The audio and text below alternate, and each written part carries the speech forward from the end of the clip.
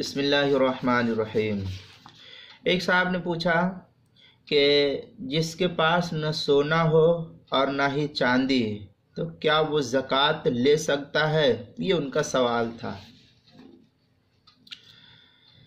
اس کا جواب یوں کہ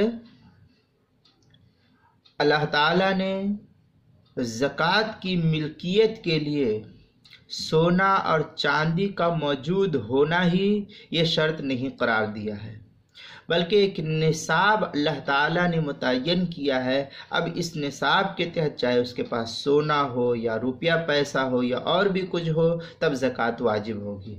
مثلا سونے کا نصاب، جس کی آج کے دور میں گراموں کے حساب سے، تولے کے حساب سے یہ صورت ہے کہ موجودہ 10 گرام کے تولے کے حساب سے 612 گرام 360 ملی گرام چاندی یا اس کی قیمت کے برابر نقد روپیہ پیسہ موجود ہو تو ایسے شخص پر زکوٰۃ فرض ہوتی ہے، جس کو 52.5 تولہ چاندی 7.5 تولہ سونا کہا جاتا ہے۔ اگر اتنا ہے تو اس کے اوپر زکوٰۃ فرض ہو جاتا ہے۔ اگر 7.5 تولہ سونا یا 52.5 تولہ چاندی نہیں ہے، لیکن اس کے پاس آج کے دور میں تقریباً 25 سے 30 ہزار روپیہ موجود ہے، تو پھر ایسی صورت میں یہ شخص پر زکوٰۃ خود دینا فرض ہو جاتا ہے۔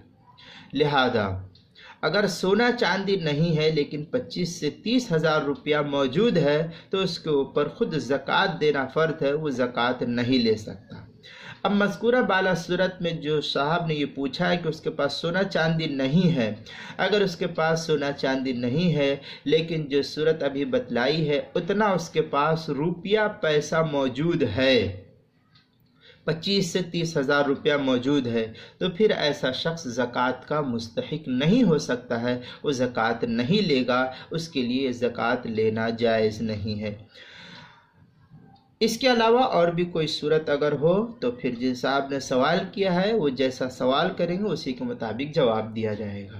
اس مسئلے کو مستفاد کیا ایضاح المسائل سے صفحہ نمبر 102، کتاب المسائل دوسری جلد صفحہ نمبر 135، اور صحیح بخاری میں ایک روایت ہے حضرت ابو سعید خدری کی کہ اللہ کے رسول نے فرمایا لیس فیما دون 5 ذو صدقۃ من الابل۔ اس کے تحت جو حدیث نقل کی امام بخاری نے کتاب الزکوٰۃ کے اندر باب الزکوٰۃ الورق، ہندی نسخہ جو اس کی پہلی جلد صفحہ نمبر 194 پر حدیث نمبر 1427، فتح الباری کی جو حدیث نمبر اس کی 1447 ہے۔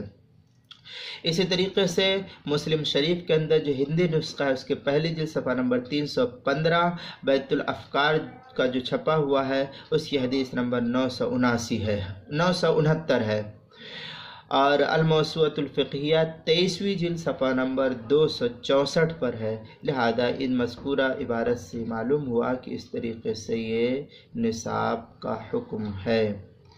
اردو کتاب میں دیکھنا ہے تو فتاوی قاسمیہ 10ویں جلد صفحہ نمبر 288 پر ہے۔